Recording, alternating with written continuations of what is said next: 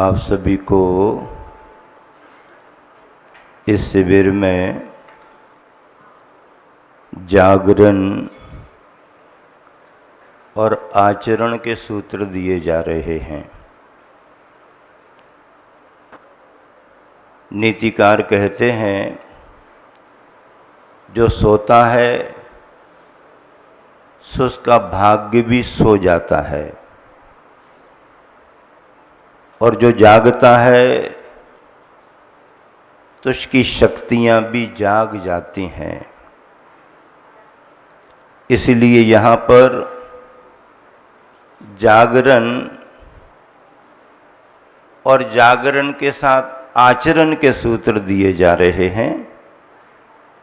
सम्यक तो संयम और समाधि पर चर्चा चल रही है।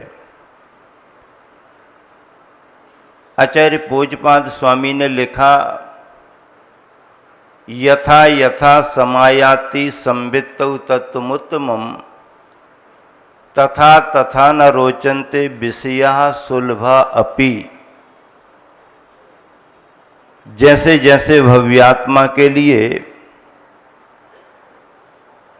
अपना उत्तम तत्व अनुभव में आता जाता है, अपने अंदर समाता जाता है, वैसे वैसे उसे सहज और सुलभ भोग सामग्री भी रुचिकर नहीं लगती।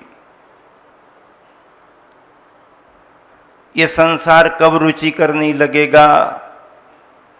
जब आप अपने अंतर तत्व को पहचानने लगेंगे। आपका उत्तम आत्म तत्व आपके अंदर समाने लगेगा। ये सम्यक दर्शन की भूमिका बनती है। एक सम्यक दृष्टि जब जिन दर्शन का पक्ष लेकर के पहली प्रतिमा में दार्शनिक बनता है, तो उसका दार्शनिक दृष्टिकोण भगवान के पक्ष को स्वीकार करते हुए संसार में फिर उदासीनता का अनुभव करने लगता है। संसार शरीर भोग निर्विन्नः पंच गुरु चरण शरण, ये पहली प्रतिमा का संकल्प सम्यक दर्शन के साथ उसका हुआ, क्योंकि उसने अपने आत्म तत्व को पहचान लिया। यथा यथा समायाति संवित्तौ तत्त्वमुत्तमम् तथा तथा न रोचन्ते विषया सुलभा अपि। अब अगले क्रम में वह व्रती बनता है। क्या बनता है? व्रती बनता है। व्रती का अर्थ क्या? पापात् निर्वृत्ति इति व्रति। पापों से निर्वृत्त होने का नाम व्रत है। पापों से निर्वृत्त होने को व्रत क्यों कहते हैं? क्योंकि व्रत गोल होता है। व्रत कैसा होता है? गोल होता है। और गोल होने का मतलब क्या है? सब तरफ से तुम्हारी बाउंड्री बन गई, सब तरफ से तुम्हारी मर्यादा बन गई। विचारों की मर्यादा, खान पान की मर्यादा, उठने बैठने की मर्यादा, आने जाने की मर्यादा, सारी मर्यादाओं के अंदर आप आ गए। इसका नाम व्रती है। अब वो चाहे घर में रहे और चाहे घर छोड़ करके रहे, हर चीज की उसकी मर्यादा सुनिश्चित हो गई। सब तरफ से बाउंड्री, सब तरफ से मर्यादा। और ऐसा व्रती आचार्यों ने लिखा है निशल्य रहता है। कैसा रहता है? कैसा रहता है व्रती? निशल्यो व्रति ही। व्रति निशल्य रहता है। माया मिथ्या निदान, इनकी परिभाषाएं आपने पढ़ी हैं, इनका स्वरूप भी समझते हो। माया छल कपट नहीं, मिथ्या उल्टा नहीं, तत्व को यथावत समझना। और निदान मतलब ये है कि आगामी भोगों की आकांक्षा नहीं, इन शल्यों से रहित होता है।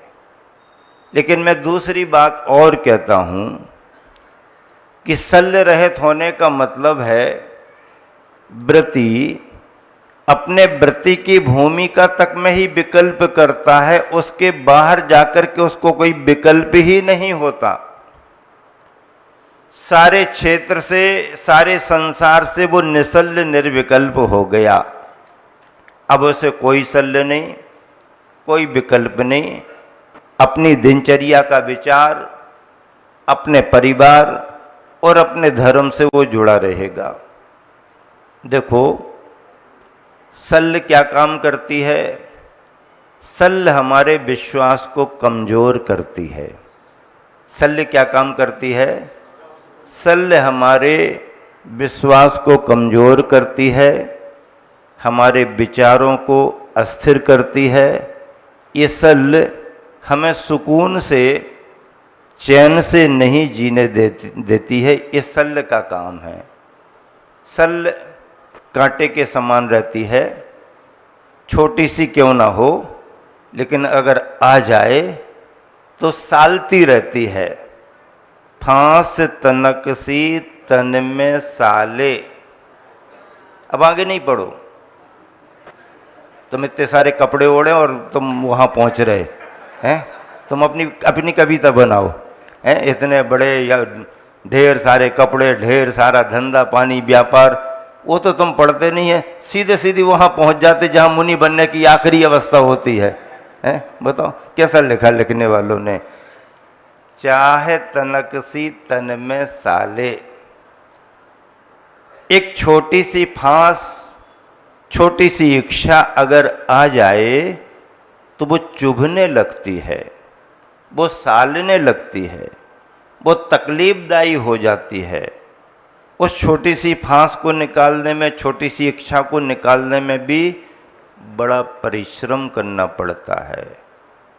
और फिर ढेर सारी शल्य हों, यानी ढेर सारे विकल्प हों, ढेर सारी इच्छाएं जीवित हों, तो व्यक्ति कितना परेशान नहीं होगा।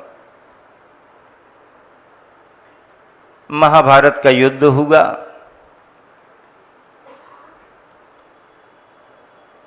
कौरव पांडव आमने सामने। कौरवों का नेतृत्व दुर्योधन के हाथ में था, पांडवों का नेतृत्व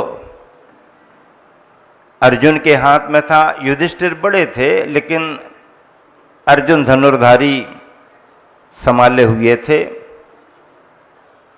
दोनों ने अपने रथ के सारथियों को चुना। कौरवों की सेना भारी भरकम बड़ी, 18 अक्षोहिणी सेना। पांडवों के पास कोई सेना नहीं, लेकिन बंटवारे में कौरवों ने सेना ले ली और श्री कृष्ण को पांडवों ने ले लिया। दुर्योधन ने अपना सारथी शल्य बनाया और पांडवों ने अपना सारथी श्री कृष्ण बनाया। परिणाम क्या निकला? परिणाम ये निकला कि दुर्योधन जब भी निशाना साधता, निशाना अच्छा लगाता, लेकिन जरा सी चूक होने पर सारथी शल्य बार बार बार बार दुर्योधन को अलसेट पैदा कर। अलसेट जानते ना? एकदम बिल्कुल सीधा शब्द है, डायरेक्ट अंदर चला जाए। हैं? हाँ, एकदम। अरे क्या करते हो तुम, ऐसा निशाना लगाया जाता, ऐसे में युद्ध जीतोगे। जितने भी निशाने दुर्योधन लगाता, उसका सारथी शल्य उत्साहवर्धन करने की अपेक्षा और नए नए विकल्प पैदा कर देता था। दुर्योधन का मन कमजोर होता जाता था, मनोबल टूटता था। क्यों? क्योंकि सारथी शल्य था, शल्य पैदा करता था, बार बार शल्य देता था। लेकिन पांडवों के पक्ष में अर्जुन जब रथ पर सवार थे और सारथी उन्होंने श्री कृष्ण को बनाया, अर्जुन अगर निशाने से चूक भी जाते थे तो श्री कृष्ण जी मुस्कुरा कर कहते थे, वाह अर्जुन, कमाल कर दिया। निशाना तो एकदम सादा था, और वो सामने वाला ही बच गया, ये उसकी बात थी, लेकिन निशाना तो अचूक था। अर्जुन सुनकर के उत्साहित हो जाते थे, जोश से भर जाते थे। परिणाम ये निकला कि श्री कृष्ण जैसे सारथी मिलने के कारण पांडवों का कमजोर पक्ष भी श्री कृष्ण के उत्साह वर्धन से महाभारत का युद्ध जीत गया। लेकिन ताकतवर कौरव होने के बावजूद भी सारथी के रूप में शल्य मिल जाने के कारण सारी संयोजना को वो शल्य फेल करता रहता था। सारी संयोजना, दुर्योधन कितनी ही अच्छी संयोजना करें, कितना ही पुरुषार्थ जगाएं, कितनी ही ताकत दिखाएं, कितनी ही समझदारी से काम करें, लेकिन सामने शल्य बैठा हुआ था सारथी बन करके, तो बार बार वह शल्य पैदा करके दुर्योधन को हतोत्साहित करता रहता था। परिणाम ये निकला कि ताकतवर होने के बावजूद भी कौरवों की पराजय हो गई। इसका मतलब आपको शिविर में क्या समझना, कुरुक्षेत्र में नहीं जाना, नहीं तो उठा करके तैयार हो जाओ, हम इस तरफ हम इस तरफ, ऐसा नहीं करना तुम्हें। शिविर में क्या करना, अगर आप व्रती बने हो या व्रती बनने का भाव मन में चल रहा है, तो तुम्हारा मार्गदर्शक सारथी श्री कृष्ण जैसा कोई योगी सदा हुआ व्यक्ति होना चाहिए। शल्य पैदा करने वाला सारथी शल्य नहीं होना चाहिए। और जिस व्रती के जीवन में शल्य जैसा कोई सारथी नहीं है, ऐसा वह निशल्य शल्य रहित व्रती निश्चिंतता से काम करता है और जीवन के समर को जीत जाता है, इस धर्म के युद्ध को जीत जाता है। इसीलिए व्रती को निशल्यो कहा, शल्य रहित होना, कोई भी प्रकार के विकल्प नहीं। विकल्प आना स्वाभाविक है, रोज आएंगे, वो विकल्प रोज आते हैं और जाते हैं। विकल्प अलग होते हैं और एक ही विकल्प बार बार आने लगे, रोज आने लगे, लंबे समय तक एक ही विकल्प आने लगे, तो वो शल्य बन जाती है। सामान्य विकल्प अलग हैं और शल्य रूप विकल्प अलग हैं। निशल्यो व्रति ही। अब अगर देखो, व्रती बनने पर तो शल्य ना हो ये सावधानी रखी जाती है। अब व्रती का जीवन कैसा है, एक शल्य नहीं, ढेर सारी शल्य उनको लगी रहती हैं। घर गृहस्थी की, दुकान धंधे की, अड़ोसी पड़ोसी की, तबीयत की, इसकी उसकी, और सब ठीक हैं तो अपने दुर्विचारों से, दुरभिप्राय से दूसरों के बारे में अहित सोचना आदि आदि दुर्ध्यान करते रहना, ढेर सारी शल्यों से अवृत्ति असंयमी घिरा हुआ रहता है। व्रती बनने पर निशल्य होने की प्रेरणा दी जाती है। और ऐसा व्रती अगर कोई बनता है तो उसके लिए क्या क्या सावधानी रखनी पड़ती है। दिनचर्या उसकी सुनिश्चित है। जीवन में 12 व्रत हैं, 5 अनुव्रत, 3 गुण व्रत और 4 शिक्षा व्रत। शिक्षा व्रतों में आगे चल कर के महाव्रती जैसी चर्या करने की शिक्षा मिलने लगती है, इसलिए वो शिक्षा व्रत कहलाते हैं। सबसे बड़ी सावधानी व्रती जीवन में शुद्ध भोजन, जीवानी का पानी अर्थात जिसमें जीवानी हो सकती है ऐसे जल को स्वीकार करना, शुद्ध सात्विक मर्यादा का भोजन करना, ये सबसे बड़ी जवाबदारी उसकी बनती है। जीवानी का पानी देखिए, चाहे कुएं से निकालो, खराब कुएं से मत निकालो, अच्छे कुएं से निकालो, जिसका पानी निकलता रहा है उसका यूज करो। अगर ऐसे कुएं नहीं है तो आप बोर के बड़े बड़े कुएं बना लो, 8 इंच 12 इंच का आप बना लो, उसमें छोटा सा पाइप डालो, जीवाणी यंत्र लगाओ, आपकी पानी की पाइप नली आएगी और जाएगी। पानी लिफ्ट नहीं होगा, विद्युत से पानी लिफ्ट नहीं होगा, पानी घर्षित नहीं होगा। आपकी बाल्टी जाएगी, आपकी बाल्टी आएगी, जीवानी होगी, जीवानी जाएगी, पुनः अंदर ढक्कन खुलेगा, जीवानी हो जाएगी। आप बोर के कुओं से बहुत अच्छे से जीवानी करते हुए अपने वृत्ति जीवन का आहार पानी शुद्ध कर सकते हो। छोटी छोटी चक्की घरों में आ गई, कोई असुविधा नहीं।